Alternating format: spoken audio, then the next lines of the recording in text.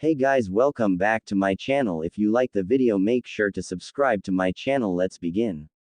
Chapter 1 Naruto Namikaze. Yo, I'm Naruto Namikaze, nice to meet ya, he said with a lazy wave. Chaos ensued, he absolutely hated it. Do you have a girlfriend? One girl said.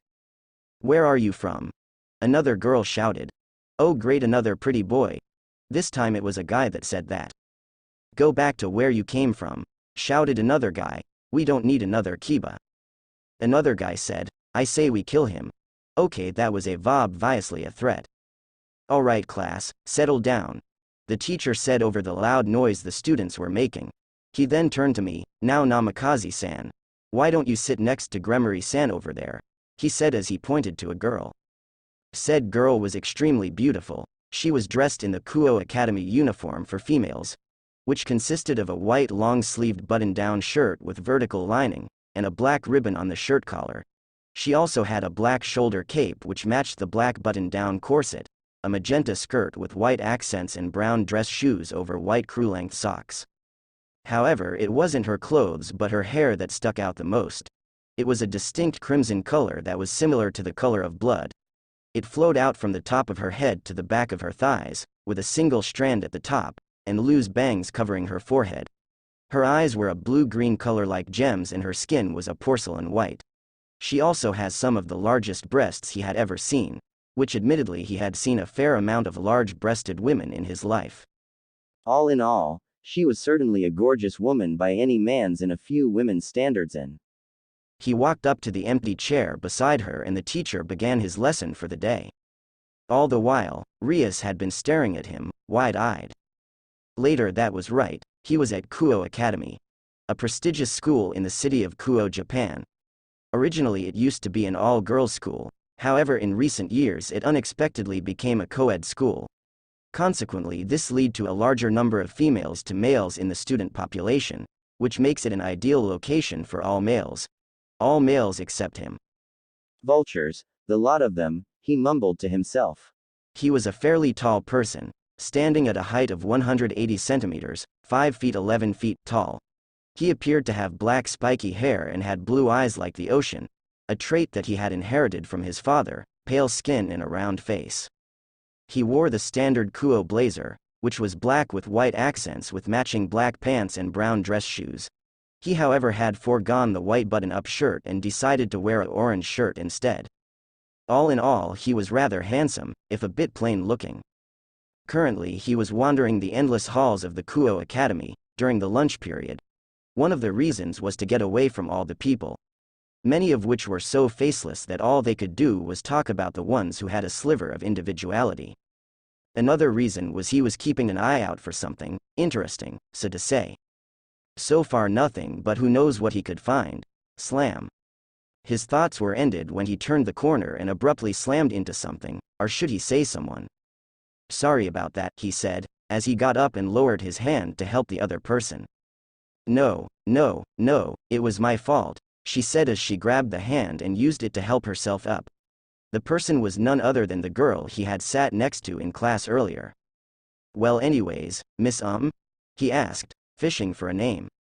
Rias Gremory, she said introducing herself. Well Rias, I'm Naruto Namikaze, he introduced himself in a similar manner. But I have to ask, why were you staring at me earlier? He asked, scratching his cheek a little.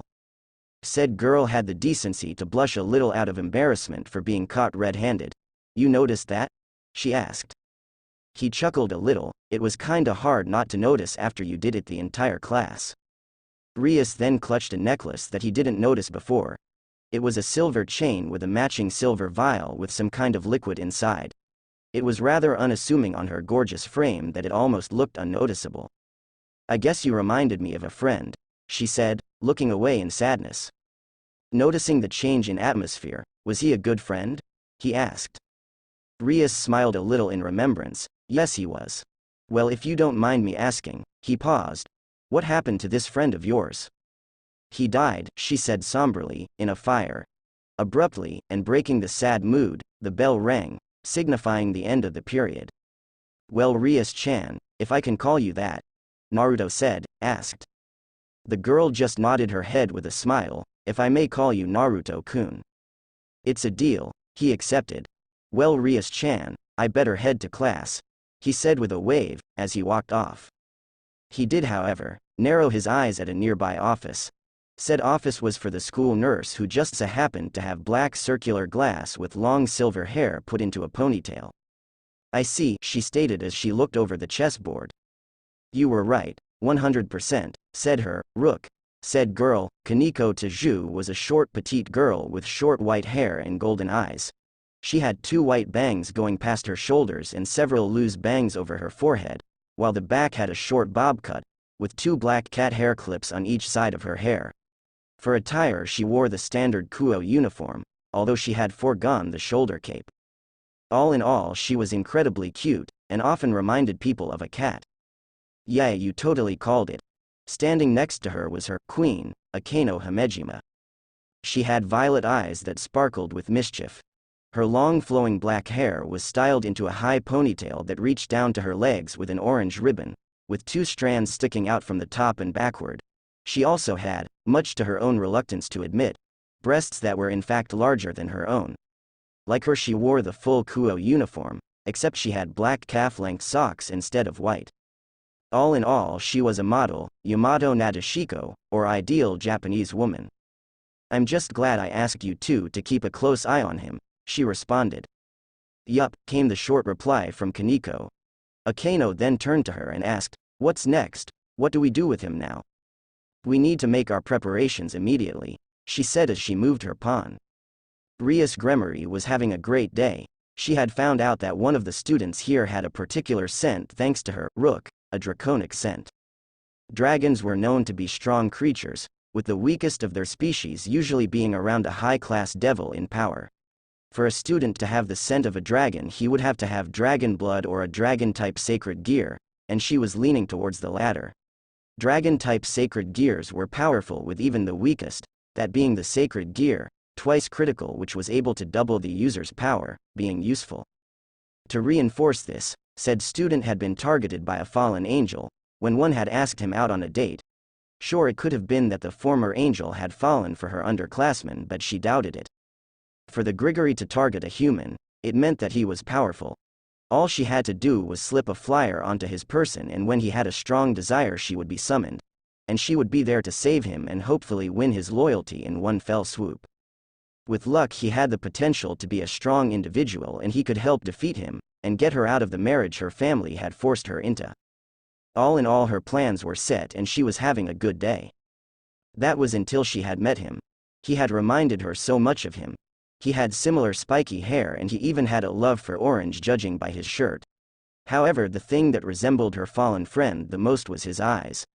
Eyes that were so much like the ocean. But he was gone, and he wasn't coming back. She felt her eyes water. She had long buried these emotions, but since this namikaze fellow came to Kuo, they had been re-emerging. Rias, are you all right? Asked her queen, with concern lacing her eyes. It's nothing, I'm fine. Wiping the tears, she stood up and walked out of the room. She needed to be strong, especially in front of her peerage. Even if it hurt, after all, it had been so long ago. As she left, Akeno and Kaneko had deep frowns marring their beautiful faces. The next day, Issei Hyodo was having the best day today. Why? You may ask. Well, today he had a date. A date with a real girl. 2 days ago he had almost had a heart attack when he had been asked out. And yesterday he had totally freaked out his 2 friends Matsuda and Motohama, when he showed up with his new girlfriend Yuma Amano. She was a girl any man would kill for, with a slender body and large bust. She had long black hair and violet eyes, with an innocent look to them. First they had gone to a clothing store and tried on lots of outfits. He had even gotten her a pink scrunchie. Then they had gone out for some ice cream, where she had shown a large amount of her cleavage, so much so that he almost choked when she had almost caught him peeking. Then now they were rounding the entire date off at the park, it around sunset. I sure had fun today, Yuma said right next to him. Yeah, this was the best date ever. He replied. It was then that he had almost touched her hand, and he nearly died. It was so amazing. Dude, I think this is my chance to make a move, he thought to himself. It was then that Yuma grabbed his hand. Both of their faces were on fire. I'm touching her. She then abruptly let go of his hand and ran up to the nearby fountain. She then turned back to him, hands behind her back. She asked, "Can I ask you a question? In honor of our first date, there is something I'd like you to do." She then walked forward and bowed. I'm totally gonna get to kiss her. This rocks, Issei mentally screamed. Sure, you can ask me for anything at all, he said quickly. She hummed, then tilted her head up, her eyes losing all the innocence they had before. She asked, "Would you die for me?" "What did you say?" he asked, cleaning his ear a little to hear her better. "Sorry, something must be wrong with my ears. I don't think I heard you correctly. Could you maybe say that one more time, please?" he said with an awkward laugh. She then got up close, so close he could feel her warm breath on his skin, and said in a whisper, "I want you to die for me." She then backed away and her clothes had exploded off her body, leaving her completely in the nude. She grew taller, her breasts grew bigger and her eyes gained an evil glint. However, the most notable thing was the dark, crow-like pair of wings that sprouted from her back. It was then in a magical girl-like fashion, sparkles seemed to surround her. Clothing materialized upon her perfect skin. However, instead of the innocent clothing she had on before, these were a lot more provocative. Now she had on leather strap-like objects around and under her breasts, a thong-like piece held around her hips by 3 thin straps, gloves that ran right up her arms with small lengths of chains hanging from them, shoulder guard-like objects on her shoulders with 3 large spikes sprouting from her right shoulder, and black thigh-high heel boots. All in all, instead of the innocent schoolgirl, she now looked like a mature woman with a fetish for S. Judging by her new smile, she was likely an S. She looks like a demon, he mentally screamed, as he fell backwards. Are those wings? Well, I have to admit, I did have some fun today. Considering how naive and childish you are, things could have been much, much worse. She then took a look to admire the pink scrunchie he had given her earlier. Thanks a lot for the gift, very sweet. But even so, she held out her hand and a red light began to form in front of her into the shape of a spear. It's time to die. Her voice was deeper, more malicious. Why, Yuma, please, he said in shock of her transformation. She then threw the spear at him and he felt nothing but pain in his chest. Blood rushed out from the wound and he tried his best to apply pressure to the hole where his chest used to be. I'm sorry, but the fact is you were far too great a risk to us. I had no choice but to dispose of you, she said tauntingly. If you're looking for someone to blame, why not blame him? He gave you your sacred gear. What in the hell is she talking about? He thought, as blood erupted from his mouth and he fell onto his back. Oh. Thanks again for the lovely date, it was fun, she said as she flew off, leaving behind black feathers when she assented. All the while, as he lay dying on the floor in a pool of blood, he could only think of one thing: what a bitch. Am I really about to die like this? Alone and pathetic, a giant virgin? If you were gonna kill me, couldn't you have let me squeeze or jiggle your jugs first? I only got to look at them for a second, but I could see how bouncy they were. Oh, Yuma. Bringing his hand up with all the strength he had left, he could only stare at the blood that covered it. Red, the same color as her hair. He thought about Rias' Gremory in his final moments, darker than any hair I've ever seen. Just like the color running down my hand. Long, beautiful, crimson hair, just like this. His hand collapsed to the ground and his breathing became even more ragged. Wait. Why the crap am I talking like this? I'm about to freaking die. It's over. Damn, I can't even move anymore. Trying to touch a pair of orbs, what a stupid way for a person to die. He admitted, to be honest, I know I've lived a shallow life. Next time around, gonna try real hard to be a better person. The only thing I can think about is Rias. With her pretty red hair, and huge guzongas. If I'm gonna die, then why can't I do it by motorboating those glorious fun bags? A bright red light began to emerge from his person, and with it a bright red magic circle appeared in the sky. Emerging from her summoning circle, a woman with blood-red hair was brought forth in a shower of sparkles.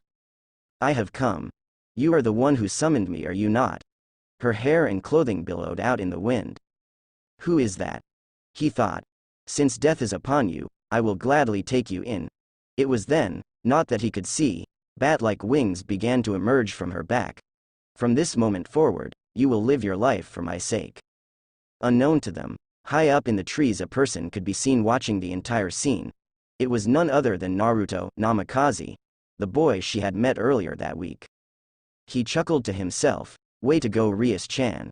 You always did have a flair for the dramatic," he said as if he were familiar with her for a long time. It was then another being made its presence known. She must be pretty lucky to have gotten the Red Dragon Emperor in her peerage, though I doubt the White One would be happy with his performance today. It was a small creature, about the size of a dog. It resembled a fox, with a red-orange coat of fur. It however had a human-like torso with completely opposable thumbs on its clawed hands. It had black fur around its red menacing eyes that were slitted like a cat, with two rabbit-like ears protruding from its head. However, its most notable feature was its 7 tails, that flowed like a fire around its back. This was Kurama, his familiar that just so happened to be with him through everything that has happened in his life within the past decade. Chuckling, "No, I doubt they will like how much a pervert he is," he said fondly. Still no word of the snake. The fox asked. His eyes, lost the happiness that they once had as he narrowed them. "No, but we do have confirmation he is within the school." "I know, but I don't understand why he should choose here of all places," Kurama said lazily. Naruto nodded. Kuo is a supernatural hotspot. Simply by existing, this place attracts all sorts of strong creatures, he said, pointing at the fallen Red Dragon Emperor that was being dragged off to be healed as an example. "But that is just the entire city," he continued. "The snake is specifically in Kuo Academy, which is home to 2 high-class devils that just so happen to be related to 2 Mao. My guess is that he plans to do something with one or both of them. So for now we wait for him to make a mistake, as I continue to play the student." Kurama grinned, showing his enlarged canines. Well, with the death of his master, the snake will no doubt make a move soon. Naruto showing a grin of his own. "I guess you're right," he agreed. "Do you think that Little Red is onto you?" the demon Kitsune asked. "I think she has some feeling that I'm not who I say I am." He then gestured to the pair of bracelets that had strange writing on them he had hidden underneath his uniform sleeves. "But thanks to these seals I'm just a normal student." He then gestured to the back of his neck, moving a few strands of his black hair. There was a piece of paper with similar writing to what he had on his bracelets. He then channeled some magic into the seal. His appearance changed, his black hair was now a bright yellow, similar to that of the sun. His pale skin became a lot more tan, which was another trait he had gotten from his father. 3 whisker-like birthmarks marred each cheek. All in all, if the boy earlier had been handsome, this boy would certainly be called exotic. "Still, I don't know why you chose a look so similar to yourself," Kurama admitted. He shrugged to himself. Most people don't pay attention to those around them enough to actually put things together. "And the orange?" Kurama asked. "Hey, don't diss the orange. Especially when I don't get to wear it often enough," he said, defending his favorite color. "Do you plan for it to stay that way?" the fox asked. He frowned. As far as she knows, Naruto Uzumaki is dead, and it's best that it stays that way, for her sake. Deciding to change the subject, he turned to the fox and asked, "How are the others doing?" Kurama gained a thoughtful expression, as he put his hand under his chin. "Rabbit, shark and owl are about finished with their mission, so they should return soon. Dog, deer, monkey and raven are still on guard duty with the big fox. Your queen is training as usual. And cat, tanuki, and slug are off on their own," he said, giving the locations of his other peerage members. "You know, when she finds out we are here, she isn't gonna be happy," the fox said after some thought. Naruto knew exactly who he was referring to. He gained a bittersweet smile. Yeah, she was always so overprotective. He missed that. Naruto then leaned forward a little. "Tell them all to get ready, because I have a feeling that something is gonna happen soon." "Do you think it is the red clouds?" Kurama asked. Instantly, Naruto got a dark expression at the mention of them. His eyes turned a blood red, the pupil shrunk and there appeared to be 3 tomo encircling it. "I don't know, but for now we continue to wait for the snake to make its move." Kurama nodded. He then disappeared in the darkness. Naruto was alone with his thoughts, and all he could do was stare at the setting sun. Well, Tomato-chan, I hope you are prepared, because dark storms are coming, he said in remembrance of his childhood friend. Flashback. 12 years ago. Naruto. Naruto. Naruto. We're about to leave, you know, a woman shouted. Said woman was extremely beautiful, and appeared to be in her mid-20s with fair skin, a slender build and violet eyes. And she was wearing an ornate green dress that had a slit in the front to show a moderate amount of her chest. However, the feature she was most known for is her long red hair, which depending on who you asked was the color of a tomato. If you did ask those people and they responded as such, it's likely that they wouldn't say that for very long, as she had a reputation to beat those who called her that specific name. Her name was Kushina Uzumaki, his mother, and currently, she was pissed. How did he know? You might ask. Well, you could tell because currently, her hair was arranged itself into 9 tail-like protrusions that were somehow defying physics, as they were floating. Oh, and did he mention that her eyes were glowing, because they were, a menacing white. He was in deep trouble, it was best to hide. Now Kushi-chan, I think I know how to get him to come out, said a man. Said man was almost an older version of himself. He had similar tan skin, blue eyes and blonde hair. Like his own, his hair was spiking out, but his was longer, with 2 jaw-length bangs that framed his face. He was also wearing a very expensive-looking blue suit, with a white shirt and matching my blue tie. This man was his father, Minato Uzumaki, formerly of the Phoenix clan. Oh Naruto, he shouted, if you come out I'll try to teach you my signature technique. Really, he called out from his closet, not thinking about his current situation at all.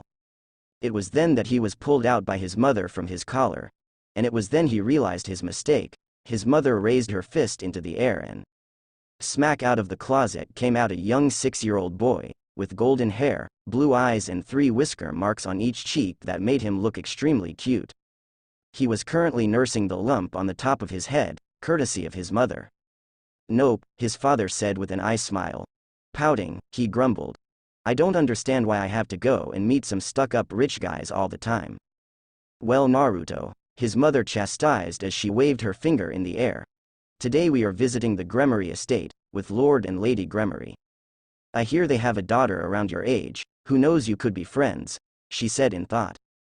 His mother then clasped her hands together and flowers appeared around her, which totally contrasted with her mood just a few minutes ago. Or maybe she could be your girlfriend in the future, and you two fall in love, and get married. But don't have kids too soon.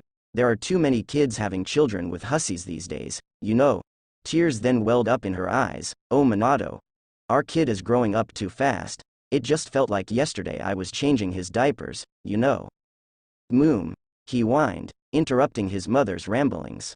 Minato just chuckled and rubbed the back of his head. Oh, I don't think we have to worry about that for a while, Kushi-chan. His mother blushed out of embarrassment. I know, it's just sometimes I start to ramble on, and it just doesn't stop.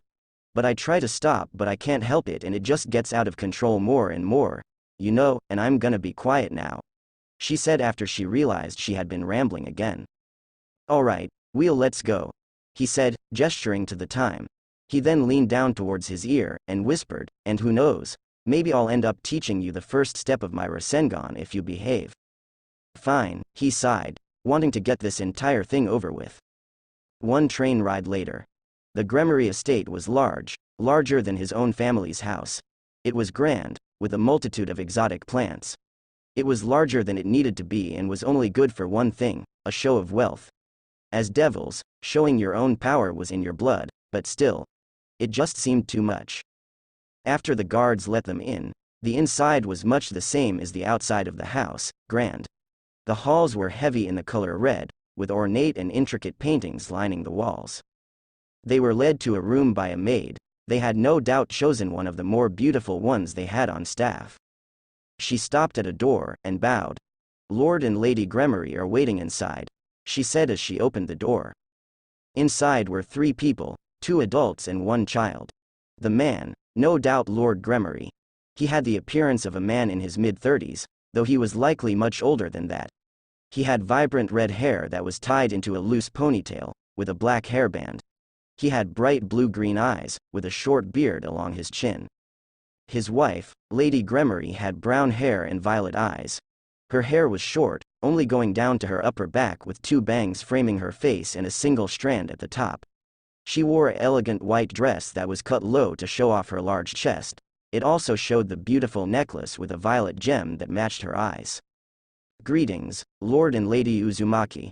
I hope your travels here have served you well," the Lord of House Gremory greeted. His father stepped forward. "Greetings, Lord and Lady Gremory. Our trip here was most pleasant. It is an honor to be here." "Excellent. And might I say, the pleasure is all mine." He then gestured to his wife, or more specifically, the child hiding behind his wife. The child, about his age, and judging by how much she resembled her mother, she would no doubt grow up to be beautiful. Like her mother, her hair was long, with two bangs framing her face and a single strand at the top. However, like her father, she inherited his luscious crimson red hair and blue-green eyes. She was obviously nervous. "Allow me to introduce my daughter." He gestured to the child. She stepped up and said the first thing that came to her mind. "Whiskers," he saw red. "Who ya callin' Whiskers? Ya tomato," he called out in rage. Rias puffed her cheeks out at the remark and gave him a vicious glare. She was about to retort, only to turn pale as she got a look of her mother's stern look. The ladies of the two houses had enough reserve of their emotions to remain a calm neutral. Their husbands, however, did not. They were chuckling at the scene, but they quickly regained their composure. "Sorry about that," his father said while rubbing the back of his head. Lord Gremory chuckling, "No need, I should be the one to apologize." Lady Gremory bumped her child with her elbow to signal for her to speak. She bowed. "My apologies, my name is Rias Gremory, heir to the Gremory clan." "Whatever you say, tomato," he grumbled. "Smack, ow," he said, nursing the bruise his mother had inflicted upon him. To which he received a similar injury to what he had gotten earlier from his mother. Sighing, he conceded, "I apologize as well," he said with a bow. "My name is Naruto Uzumaki, heir to the Uzumaki clan." Lord Gremory clasped his hands together. "Excellent. Now Rias, why don't you take young Naruto here and show him around the estate? I know these things can get a little boring for you." "All right, father," she said, as grabbed his hand and dragged him out the door. "Come on, Whiskers-kun. I have so many places to show you." All the while he was kicking and screaming for her to let go. "Kids these days," Zeoticus said in mirth. Rias had certainly been enthused to show him her estate, even if it was needlessly large. Maybe she just didn't get a lot of time to spend it with children their age. He had given up on trying to free his hand from her vice-like grip. It was like he just met a younger version of his mother. That thought had terrified him. "And this is my room," she said, stopping at a door. "Sweet." He went up and opened the door. "Wait," Rias said in a panicked tone. Inside was what you would expect of a normal bedroom. It had a large princess-style bed, a window to look out of with a nice view, and it even had a large TV. What you wouldn't expect was the large amounts of anime, plushies, memorabilia, posters, figures, and a wide collection of manga that all lined the walls. She had a little bit of everything from action to romance to thrillers, no specific genre. It told him one thing about Rias he would have never guessed. It just screamed she was a Japanophile. Looking back at the owner of the room, he could see her blushing madly out of embarrassment. She wouldn't make eye contact with him at all. She had even let go of his hand in her panic. "You probably think I'm worried, don't you?" she muttered out. "Yes," he said, without a moment's hesitation. That just made her shrink in on herself more. She covered her now redder face with her hands and she kept her gaze firmly on the floor, as if she wished it would swallow her whole. He felt like an ass for barging into her room like that. He laid a hand on her shoulder. "But it also makes you cool," he said, surprising the girl. She peeked her eye out from her hands and asked timidly, "It does?" "Of course it does," he said, reaffirming his earlier statement. "It makes you different from the other boring people I've met." "And that makes me cool?" she asked, shocked by his statement. "Yup," he confirmed. Would you want to watch some with me?" she asked. He'd never watched any of this stuff before. Sure." Her smile brightened the entire room. It was beautiful. And before he knew it, he was watching an anime with the girl he had just met a few hours ago. It was fun. "Oh, they're so cute," his mother squealed. Venelana giggled at the scene. while Minato and Zeoticus had smiles on their faces.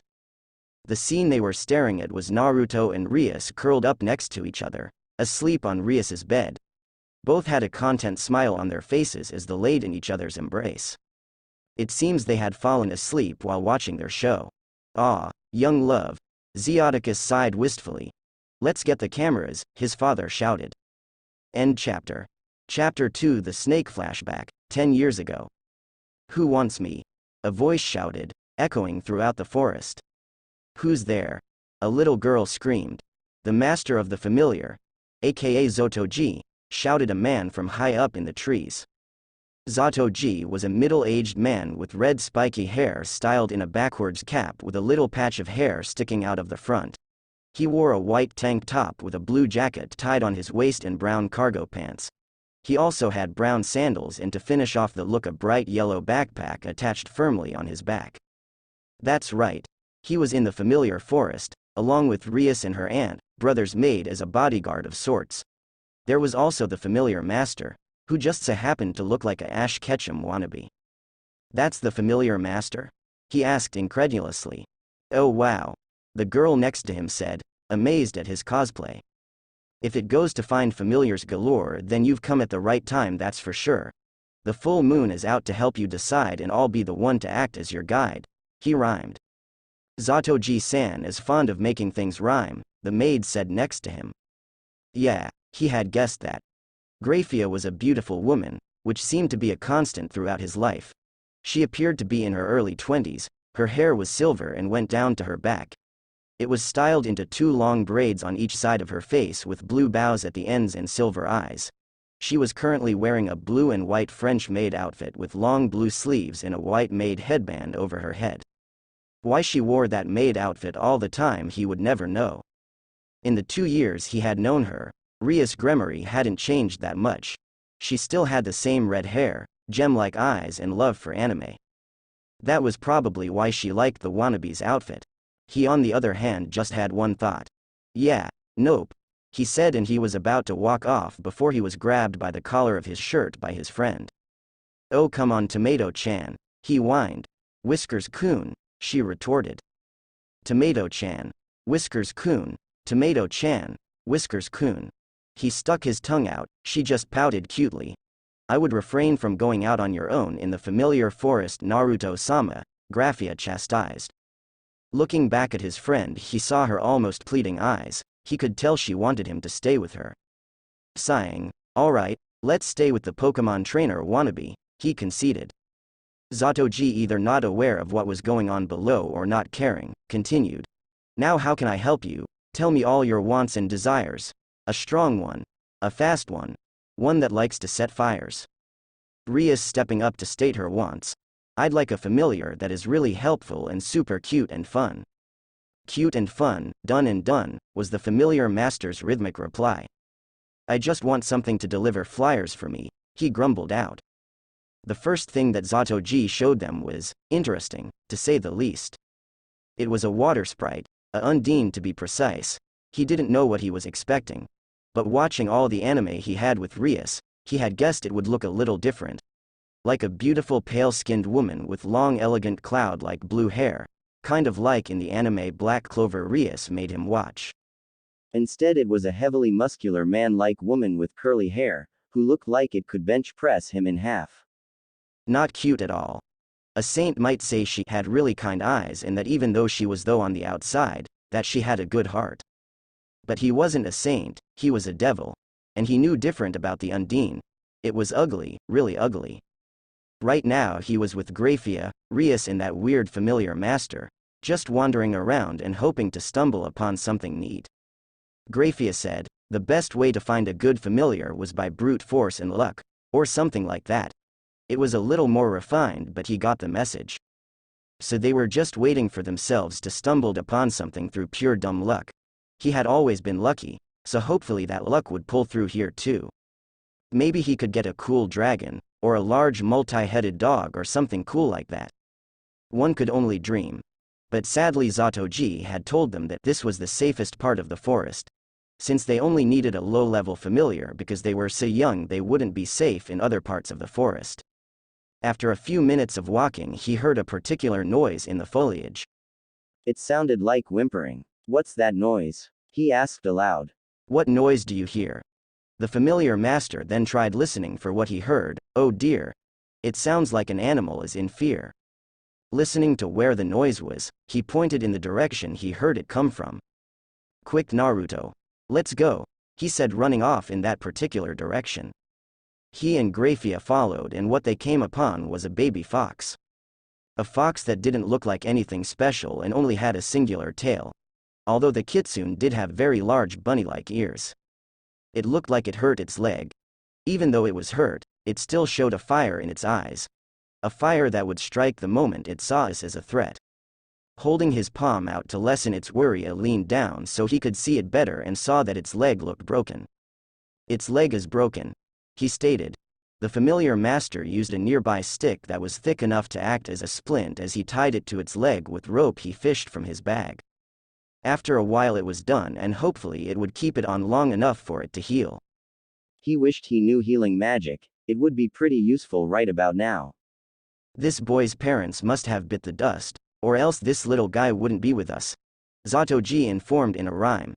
He won't survive long without his mother, for they are the ones who protect them like no other. His rhyming was getting annoying, but it seemed that the fox kid's parents had died. Apparently foxes were known to be good parents. They taught their children how to hunt and survive in their early years. For one to be alone and hurt, it meant that they had to be gone. And without those skills from his parent, he wouldn't survive out here in the forest. He made up his mind. What if I made him my familiar?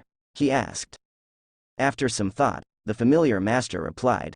Kitsune are extremely loyal, and if trained can be powerful. If you're able to help him, your life certainly won't be as dull.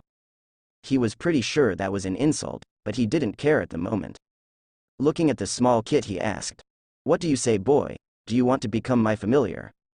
It took the question seriously. It eyed him like a worthy opponent, judging his skills, his resolve, and his will. It was like the fox could stare into his soul with its crimson-slitted eyes. It was checking if he fit his standards. Even when it was hurt, it was smart enough to consider its options. That just made him want it more. Limping up to his crouched position, it nodded its head. That's great. He had gotten his familiar. He picked it up. It was a little heavy for his 8-year-old body, but it was nothing he couldn't handle. Do you have a name? He asked the young kid. It just shook its head in the negative. He gave it some thought. How about Kurama? He asked the fox. It yipped in satisfaction. I think Kurama is an adequate name. Grafia confirmed. What do you think, Rias? He said. Rias. Looking around, he couldn't see her anywhere. That wasn't good. Grafia flew up into the air to find her young charge better. She had left her other charge with the familiar master. Naruto would be safe with him there. She can't believe she had been so foolish to lose one of the children she had been tasked to protect. Stretching out her senses did little to help her in this situation. There were just too many magical animals and plants for her to get an accurate read on what was around her. The other magical presences just drowned out Rias's own when hers was passively being released. If she were to channel her magic and release it, it might be enough to find her. Come on, Oju-sama, give me some help, she hoped. She just wished Rias would be safe when she found her. And then she could kill her. A few minutes ago. The forest was a little scary. Okay, it was a lot scary. But she was a devil, a big, scary, powerful high-class devil that could steal someone's soul. Okay, she couldn't do that. But with her power of destruction, she could obliterate something at the molecular level. She just didn't have enough control of it yet. But once she grew up and did have enough control, she would show Naruto Baka who's boss, and then she would go up to him and... She blushed a little at where those thoughts were going. When Naruto admitted defeat against her power of destruction, then she could do what she wanted to do with him after. What was she thinking about again? Oh yeah, she was a devil. And high-class devils do not get scared by spooky forests. She heard a rustling up in the trees. She looked up. She didn't see a scary monster. She, however, saw a bat. A cute little red bat shaped like a ball with fur that matched her hair color. It was perfect for her. Looking back to see where Naruto and Grafia went, she saw she was the only one in the area. Had they run off while she wasn't paying attention? Okay, don't panic. Everything was going to be fine. All she had to do was stay here and they would come and find her. Huff turning, she was face to face with a boar. Some type of oversized boar that was at least 3 times her size.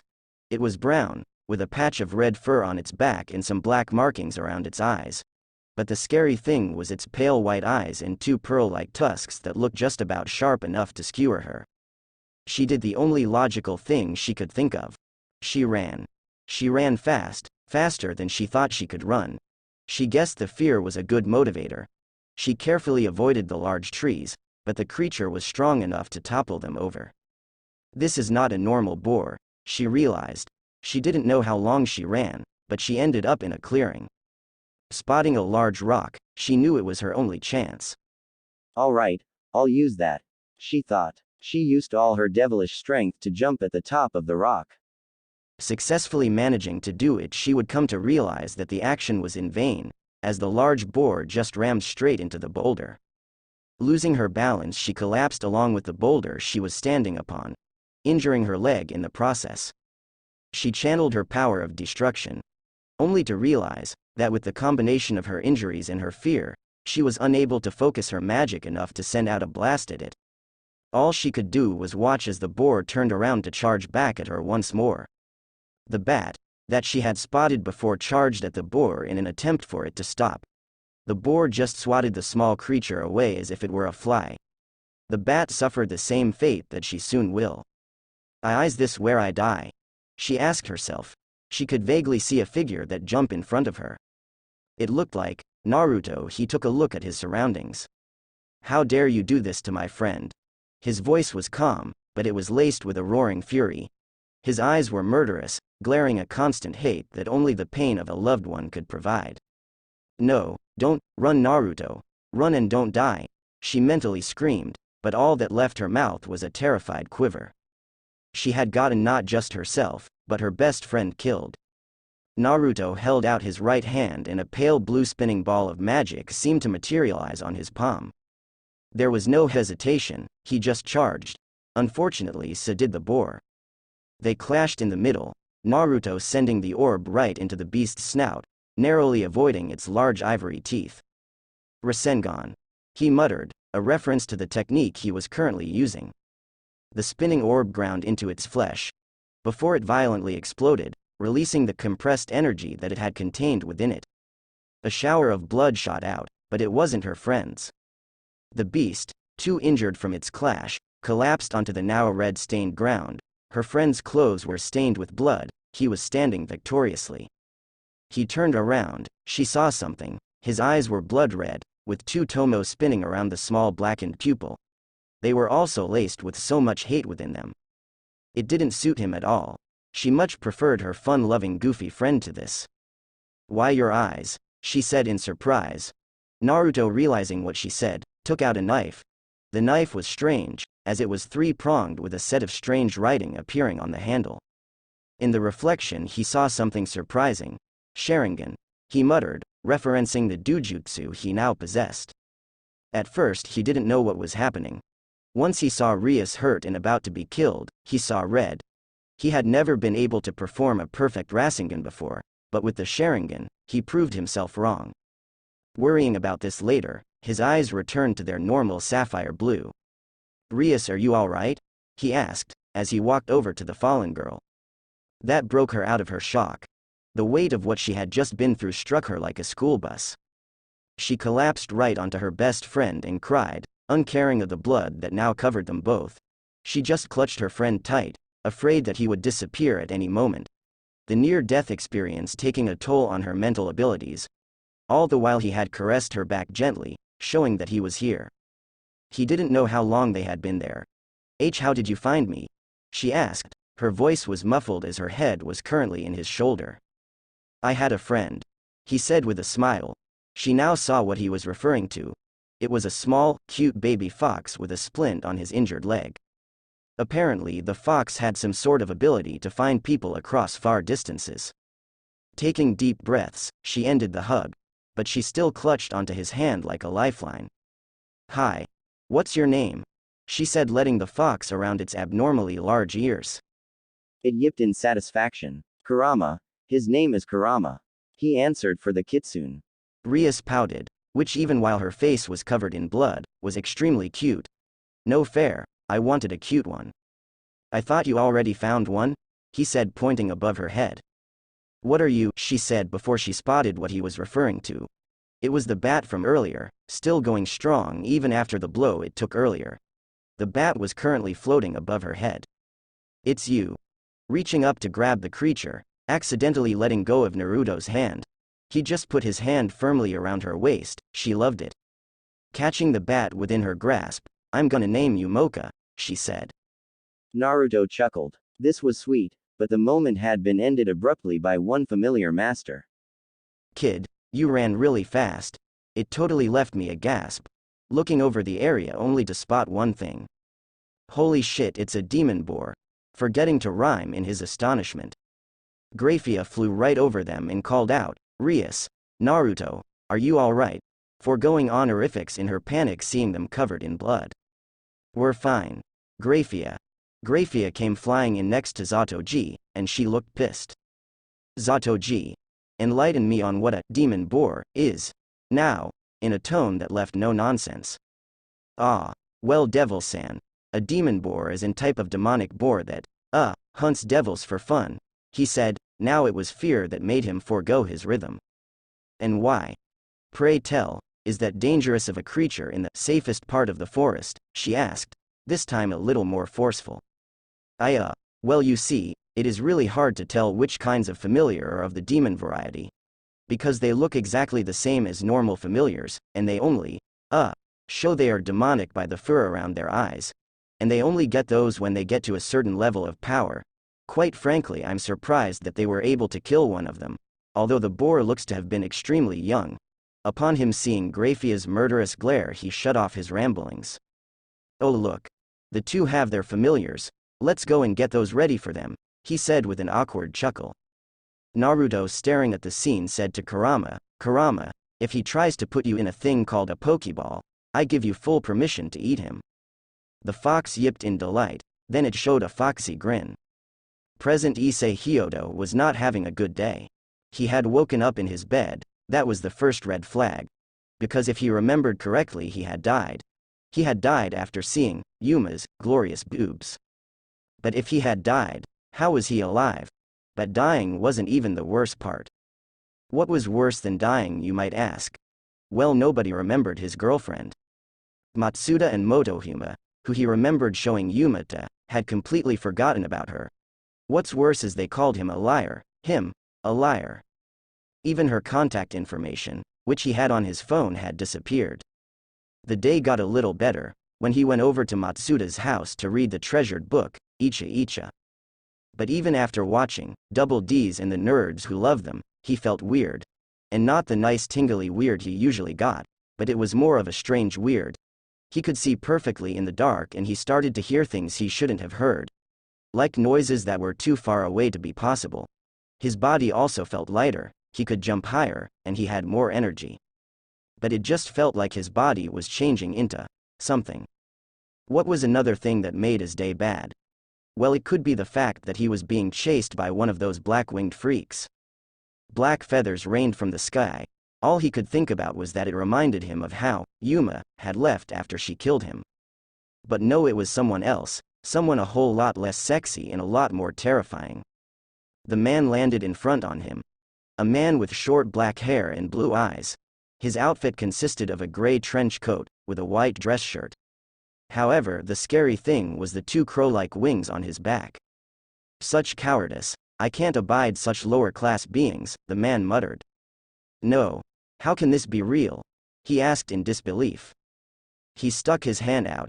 It appears as though your friends and master are nowhere to be found. You show no sign of disappearing or any circles being deployed. He moved his outstretched hand to his side. Therefore I will assume you are a stray, is that correct? A spear made entirely out of light appeared in his hand. It was similar to the one Yuma made, but hers was red and this guy's was blue. At the sight of it, he ran. And that would mean killing you won't be a problem, he shouted, as he moved his arm back into a throwing position. If I'm gonna die in a dream, I'd rather the killer be a hot chick than a dude, he thought, not cool. All his running was for naught, as the light spear pieces his backside, leaving him to fall on his knees and cough up blood. Man, this blows, big time. This is the worst pain I've ever felt. It didn't hurt near this bad when Yuma murdered me in my last dream. Reaching for the spearhead that was poking through his front side, he was met with a searing hot pain like how he felt in his chest.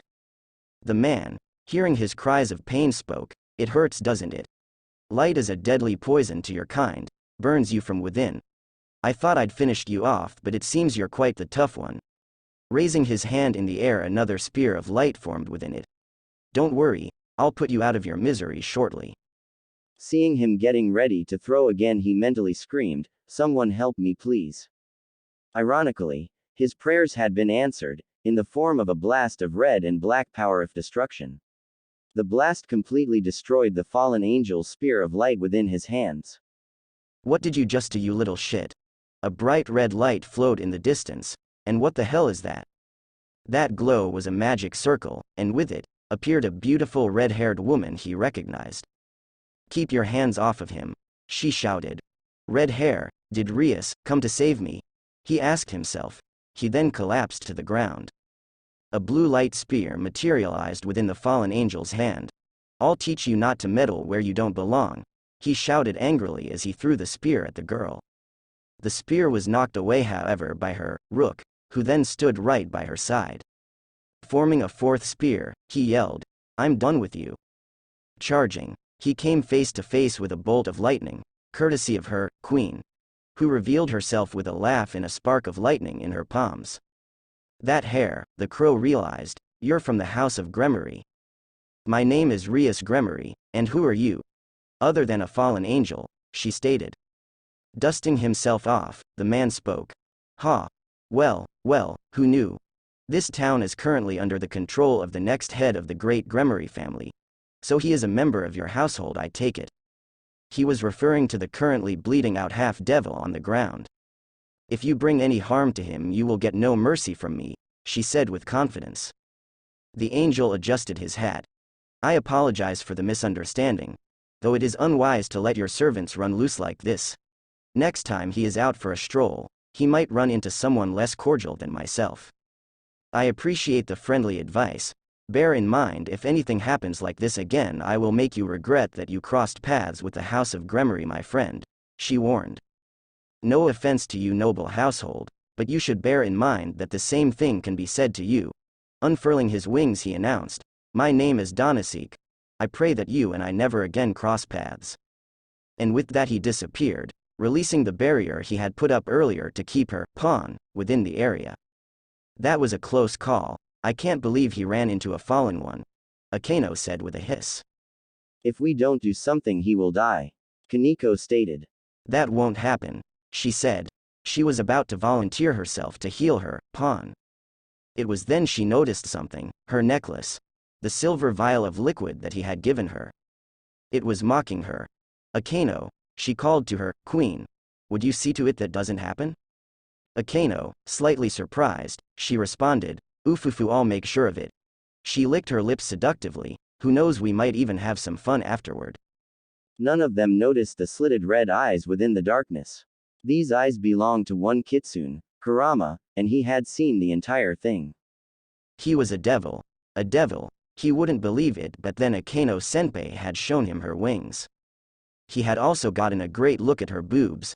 They were gigantic, so much so that he just wanted to squeeze those balloons until they popped. He had been too surprised to do so, on account that she said she were devils, and the fact that they both were naked. He had accidentally hit his head when he fell of his bed in surprise. For some reason, he thought Akeno had liked it. He even got to help but on her bra, and she wore a thong. It was the best. He had freaked everyone out when he arrived with one of Kuo's great ladies. Sure, she wasn't Rias Gremory, but she still was amazing. She told him that Rias would send over someone to fetch him later, and then she walked off. In class, that bastard, Yuto Kiba, had showed up and told him that Rias Gremory had sent him. When he got there, he saw Kaneko Tuju. The Kaneko Tuju, Kuo's unofficial mascot. He got to see Akeno Senpai again, and she was super nice. totally freaked him out, and he could barely look her in the eye after seeing her knockers earlier. And it was then that Rias Gremory came into the room, and boy was she beautiful, from her gorgeous hair to her giant breasts to her pale skin. She was his dream girl, and she was standing right in front of him. Apparently, the occult research club was a front for other devils to conduct their business.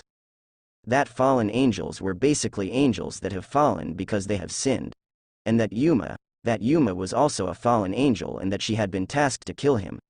Then she had used some sort of ability to alter memories to make everyone forget she had ever existed. She explained that he was a part of a peerage, which allowed a strong devil to reincarnate others into devils who would have to serve them for their bidding, which meant many things. It meant he could get a harem. That was awesome. He also had wings, and as a devil he had to put flyers with summoning circles that would allow people with strong desires to summon them. There they would complete a given task, and in return they would be compensated, usually paid in a small amount of a person's life force that they would use to subtly gain power.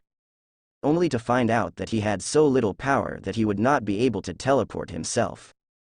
He had to ride his bike to his client, and at first the client didn't believe him, so he had to beg to be let in. At first he was rude, but then the client ended up being super cool. He still didn't complete the contract though. And then he had gotten attacked by another fallen angel. He seemed to have the worst luck ever with them, at least this one was a girl.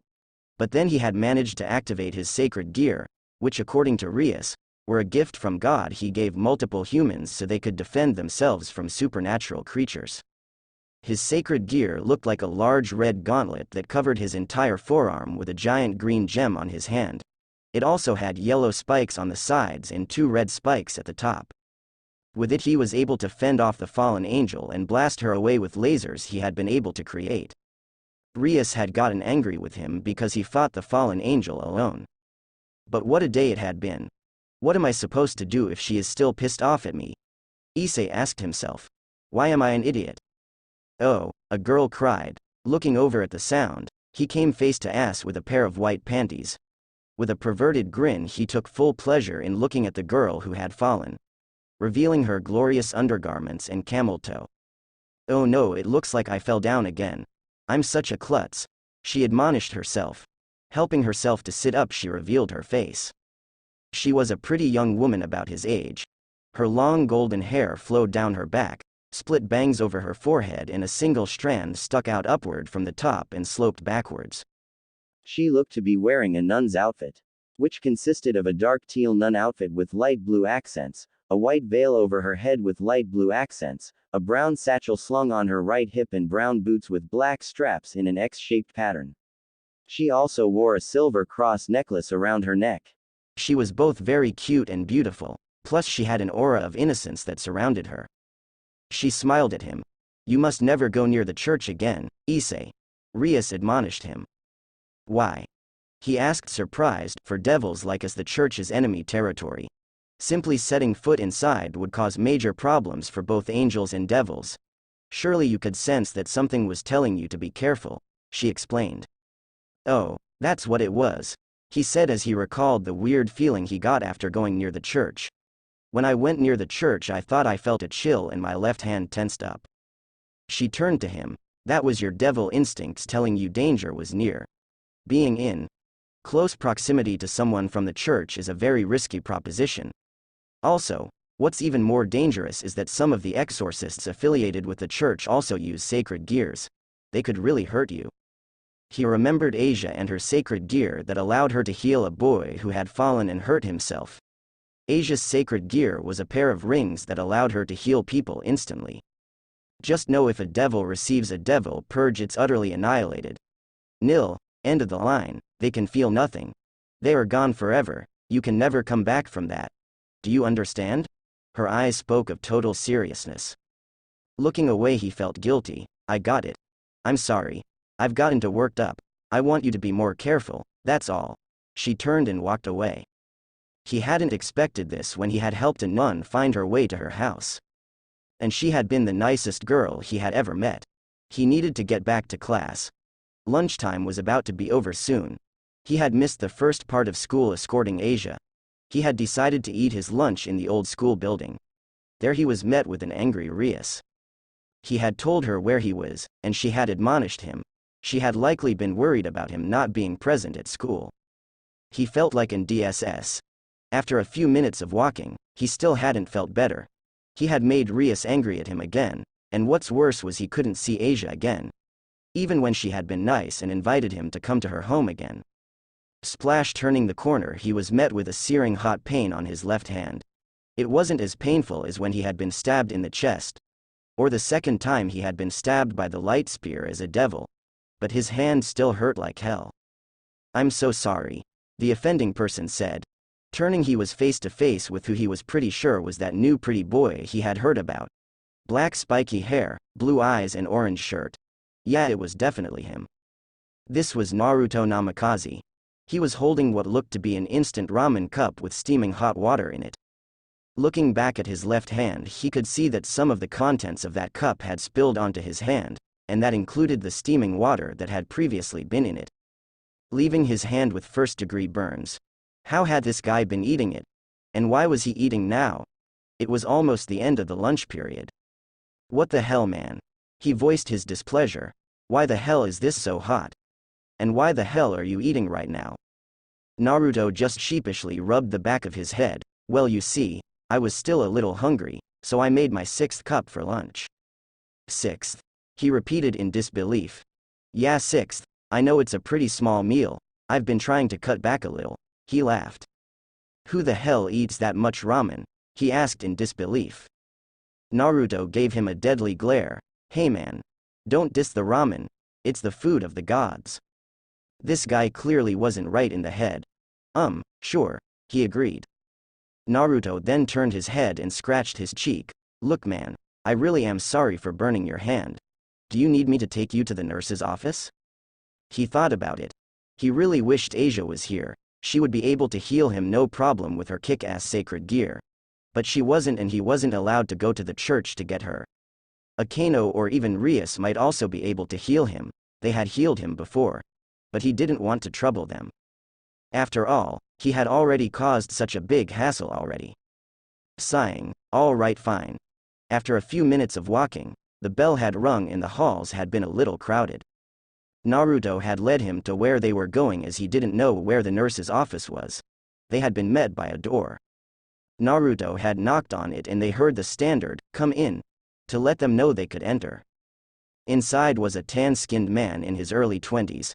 He had long silver hair that he styled into a ponytail, with his silver bangs splitting off to each side of his face and black eyes. He wore circular-shaped glasses and standard scrubs that most nurses wore. His just so happened to have the Kuo logo on them. He was rather unassuming, and that is probably why he had never noticed the guy before. The rest of the room was just like any other nurse's office. A couple chairs, some corny posters, a place to lie down on, cabinets, a sink and a desk and stool for the nurse to sit on. "Ah. What can I do for you two?" he asked, turning to them. "Well, you see, we kinda bumped into each other and some of my food spilled over and burned his hand," Naruto admitted. "Well, that's no good," he said, now noticing his hand that he was clutching in pain. It had lessened but not by much. "Why don't you?" he said, fishing for a name. Naruto Namikaze," he stated.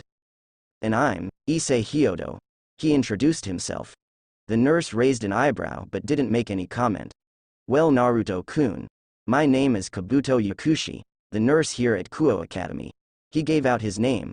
"Now, as I was saying, why don't you head back to class while I take care of young Issei-kun's burns?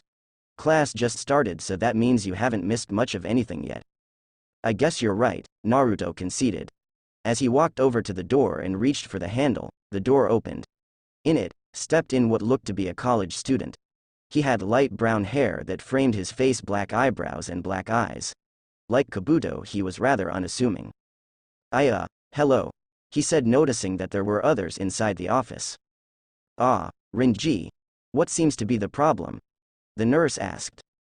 Just then, the now named Rinji clutched his stomach. You see, I have this stomach ache and I thought going to the nurse would be a good idea." "I see." He took on a thoughtful expression. "Why don't you come in and sit down in that chair over there and let young Naruto-kun out the door?" he said, pointing at a nearby chair. I'll see to you once I'm done helping Issei-kun with his burns. He did as asked. With Naruto's exit, Renji had sat down patiently. Kabuto dragged him near the sink. Here, use this to cool your burn off. He twisted the knob that allowed the sink to release cool water. Putting his hand in it, he felt instant relief. After a few minutes, Kabuto took his hand and applied a cream onto his burn. Finally, he wrapped his burn in a bandage. All right, all done. The doctor stated. Really, thanks. You're the best, he said in gratitude. It wasn't instant healing magic, but he did feel better. Really, it was nothing. It's always good to help people in need. Kabuto had a small smile on his face. I hear ya. He agreed. All right, you're free to go, he said as he patted his back. But remember to keep that burn out of the sun for a while. Oh, and here is some cream that you apply 2 to 3 times a day on the burns. He handed him some cream, which he took. All right, thanks Kabuto-sensei, he said as he walked off. Leaving the other two alone in the room. It's always good to help people in need, Renji repeated. Quiet you, Kabuto stated. He then got up and activated the silencing seals he had placed in the room. The seals were usually invisible until activated. But once activated, they muffle all sound within the room. Taking off his glasses, he cleaned them. You know, despite what you might think, I am an actual doctor. Renji snorted. Yeah, and did you take up a Hippocratic oath too? He asked rhetorically. You know, I don't understand why we are at this school in the first place. I told you, we are here to draw out the ghost, Kabuto answered, still cleaning his glasses. Yeah, we are here to wait for the ghost to appear so we can get revenge on him for killing Lord Orochimaru. I know, just let me know when he gets here so I can kill him, he said confidently. Finally done cleaning his glasses, Kabuto put them on. On the contrary, he is already here, he said, pushing up his glasses a bit. What? Then why haven't we attacked him yet? He yelled in disbelief. Currently the ghost knows we are here but not our identities. He is waiting for us to strike, Kabuto informed. And when are we going to strike? He asked. There is too much going on in this town. For now we wait for the crows to finish up their business and then we strike, Kabuto answered. All right, fine. Just let me know when it's time for us to get our revenge. He stormed out, leaving the doctor alone. Soon we will see who wins, the fox or the snake. He chuckled darkly. Chapter end. Thank you.